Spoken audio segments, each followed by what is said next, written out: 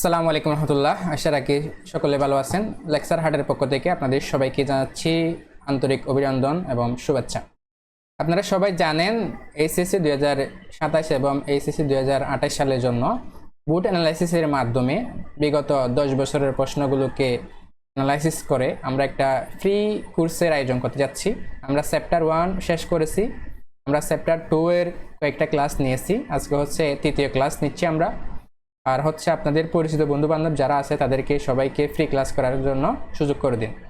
তাহলে আমরা এখন সরাসরি চলে যাচ্ছি আলোচনায়। আচ্ছা, আজকে হচ্ছে আমরা টপিক 3 নিয়ে আলোচনা করব। এখানে হচ্ছে টপিক 3 তে আছে হচ্ছে নেটওয়ার্ক ডিভাইস, আর এটা হচ্ছে ক্লাউড নেটওয়ার্ক। এই দুইটা জিনিস আমরা এখানে আলোচনার মধ্যে রাখবো ইনশাল্লাহ। আর হচ্ছে এখানে যে বোর্ডের মধ্যে আসছে সেটাও আপনারা দেখতে পাচ্ছেন। হ্যাঁ, যশোর বোর্ড আসছে, রাজশাহী বোর্ড আসছে, অন্যদিকে হচ্ছে কুমিল্লা বোর্ড আসছে। প্রশ্নগুলো এই প্রশ্নগুলো ধারাবাহিকভাবে আসতে আছে। তাইলে আমরা হচ্ছে এখন এই প্রশ্নগুলো একটু খেয়াল করি, পড়ার জন্য আমরা একটু মনোযোগী হই। এখন আসেন দেখেন আমরা বিষয়টা দেখি।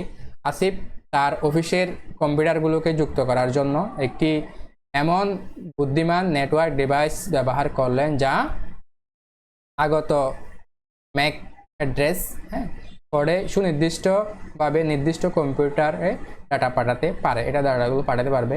পরবর্তীতে তিনি অফিসের অভ্যন্তরীণ কাজের পরিধি বাড়াতে একটি ক্লাউড নেটওয়ার্ক সিস্টেম কী করলেন? যুক্ত করলেন। এখন যেহেতু ক্লাউড কম্পিউটিং সিস্টেমটা কী করলেন?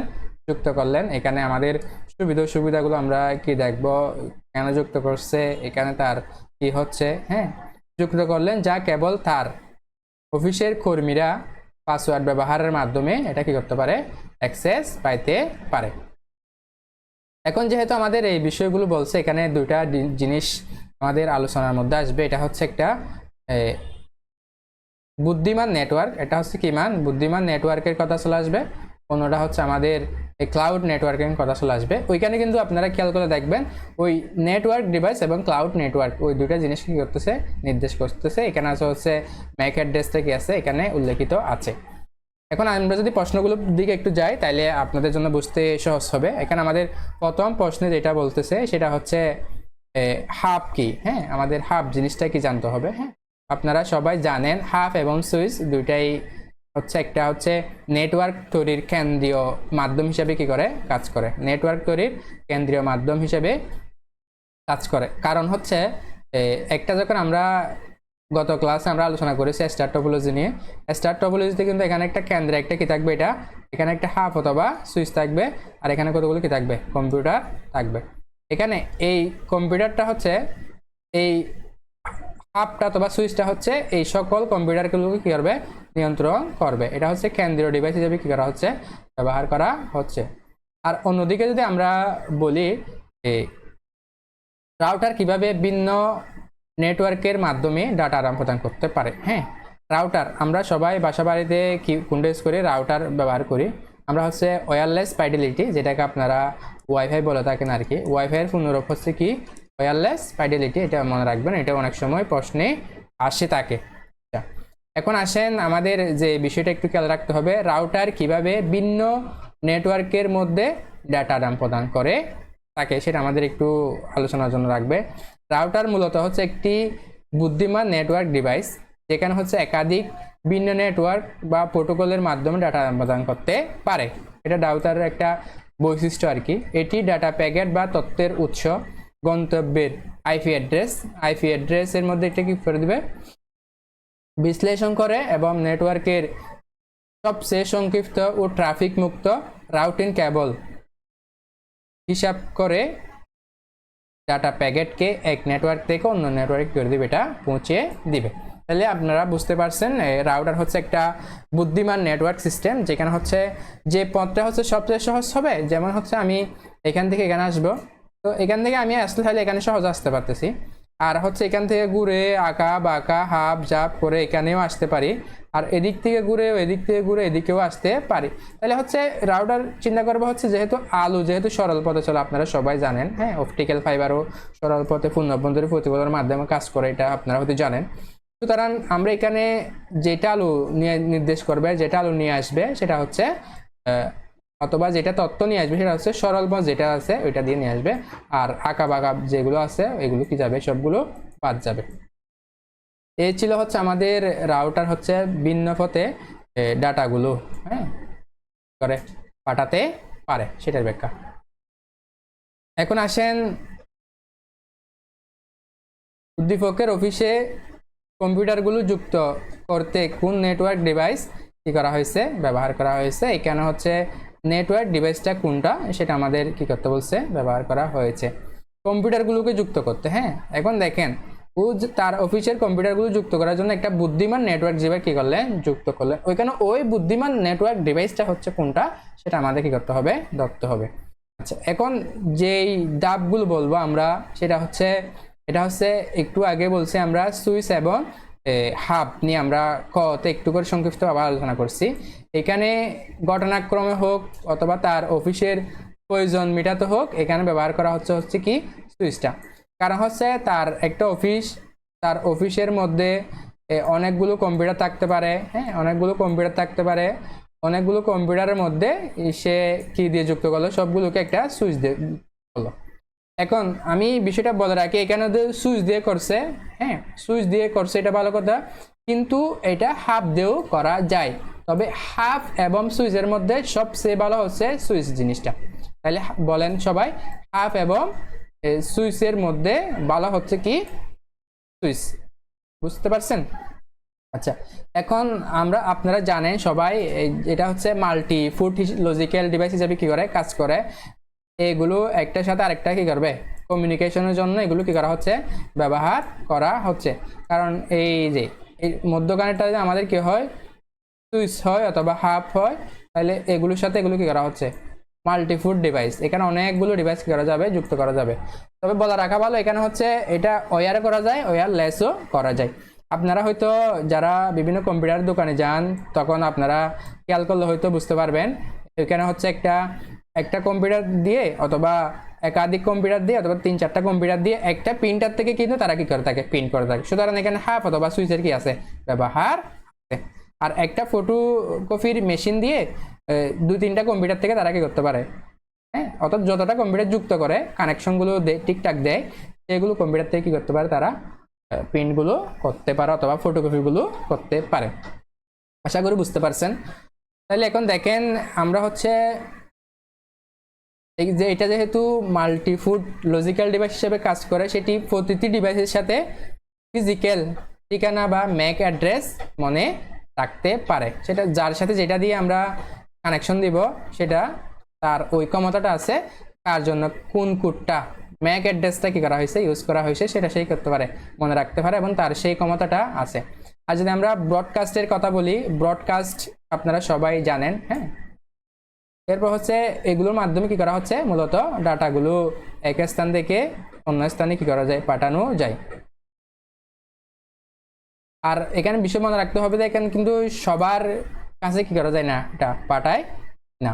এটা হচ্ছে আগত ডাটাটি কোন ডিভাইসের জন্য এসেছে তা শনাক্ত করে আমি আমার ইনস্ট্রাকশন অনুসারে ম্যাক অ্যাড্রেস নির্ণয় করে তাকে কি করে দিব, আমি পাঠাই দিব। কিন্তু এটা আমি সবাইকে পাঠাবো না। আমি যদি একটু উদাহরণ দিই, এই জিনিসটা হচ্ছে এখানে একটা কম্পিউটার আছে, এই কম্পিউটারটা এটার জন্য পাঠাইছে, যারা এই কম্পিউটার যেহেতু এটার জন্য পাঠাইছে, ও এখান থেকে এসে এখানে পাঠাবে, বুঝতে পারছেন? আবার ও এটা এদিকে এদিকে এদিকে সবার দিকে কি করে দিবে না, পাঠাই দিবে না। সুতরাং সবার দিকে পাঠানো যায় এরকমই ইনস্ট্রাকশন আছে। সব সব পুট যদি কি করা হয়, সিলেক্ট করা হয়, তাহলে সবার জন্য পাঠাই যাবে। আর যদি নির্দিষ্ট পুটের জন্য নির্দিষ্ট দিকে পাঠানো হয়, তাহলে সেটা নির্দিষ্ট পুটকে পাঠাবে অথবা নির্দিষ্ট ডিভাইসকে সেটা কি করে দিবে, পাঠাই দিবে। সুতরাং আমরা এটা বলতে পারি একটা বুদ্ধিমান অথবা একটা ইন্টেলিজেন্ট ডিভাইস। আর হচ্ছে পরিশেষে আমরা যেটা বলবো, এখানে হচ্ছে দুইটা জিনিস ইউজ করতে পারে। এটা হচ্ছে একটা হচ্ছে সুইচ আর একটা হচ্ছে হাব। তার মধ্যে আমরা হচ্ছে সুইচটা হচ্ছে বেশি উত্তম, এই জন্য এখানে আমরা সুইচটা ইউজ করছি। আর হচ্ছে যেহেতু এটা বুদ্ধিমান, এগুলো ফুডগুলো চিহ্নিত করে কোন ডিভাইসের জন্য পাঠিয়েছে তাকে স্পষ্ট বার্তা দিয়ে সেই বার্তাটা, সেই ডাটাটা ওই নির্দিষ্ট ডিভাইসকে কি করে দিবে, সে পাঠাই দিবে। এই কাজগুলো মূলত করে থাকে হচ্ছে কি সুইচ। এটা কেন্দ্রীয় ডিভাইস হিসেবে কি করে সুইচ কাজ করে। আচ্ছা, এখন আমাদের আলোচনা হচ্ছে এটুকু। আর হচ্ছে আমরা গটা দেখবো একটু। আসেন এখন উদ্দীপকে জনাব আসিফের ব্যবহৃত ক্লাউড হ্যাঁ, উদ্দীপকের জনাব আসিফের ব্যবহৃত ক্লাউড ডেপ্লয়মেন্ট মডেলটির প্রকারভেদ ও এর কার্যকারিতা ব্যাখ্যা করতে বলছে আমাদের। হ্যাঁ, এখানে যে ক্লাউড ডেপ্লয়ে মডেলটা ব্যবহার করা হয়েছে সেটা নিয়ে আমাদের কি করতে বলছে, আলোচনা করতে বলেছেন। হ্যাঁ, আমরা যদি একটু আলোচনা করি তাহলে আমরা বুঝতে পারবো বিষয়টা খুব সহজে।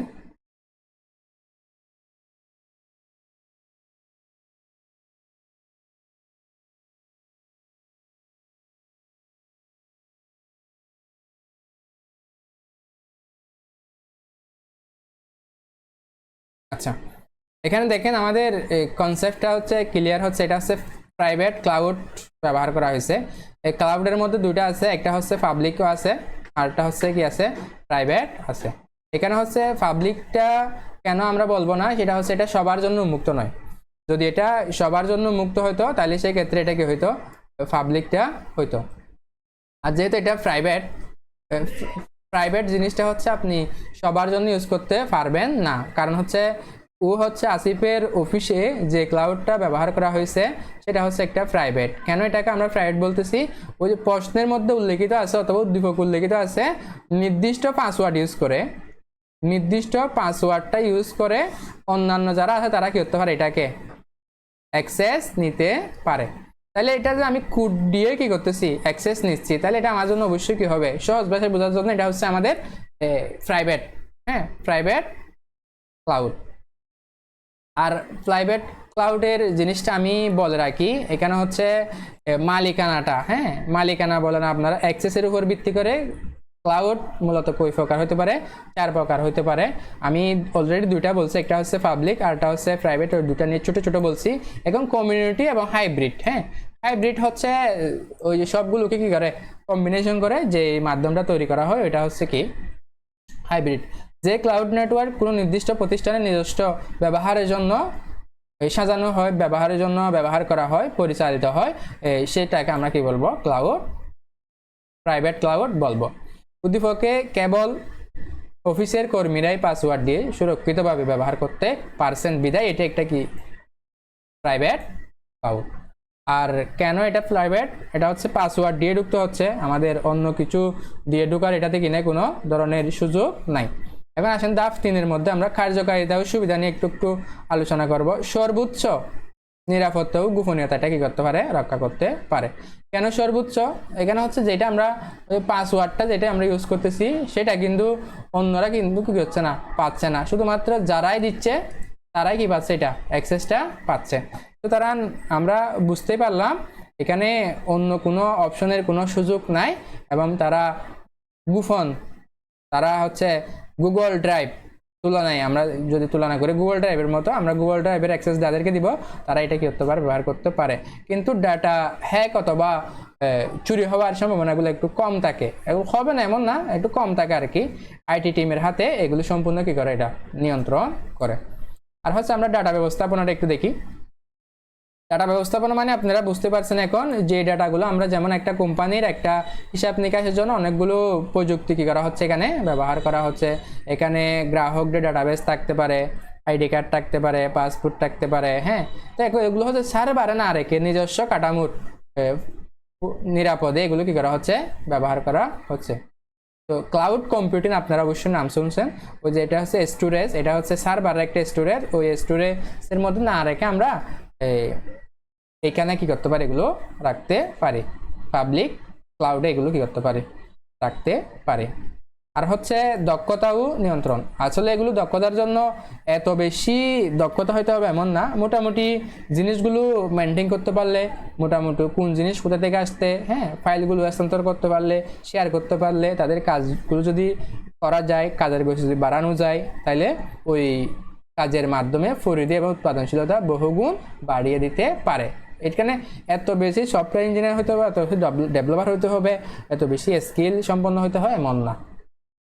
তাহলে আমরা সুতরাং এখানে আমরা বুঝতেই পারলাম এটা হচ্ছে ব্যবসায়িক ডাটার জন্য সর্বোচ্চ নিরাপত্তা বজায় রেখে অফিসের কাজের পরিধি বাড়াতে জনাব আসিফের এই প্রাইভেট ক্লাউড ডেভেলপমেন্টের সিদ্ধান্তটি নিরাপত্তা অথবা কার্যকর দূরদর্শী ভূমিকা পালন করবে।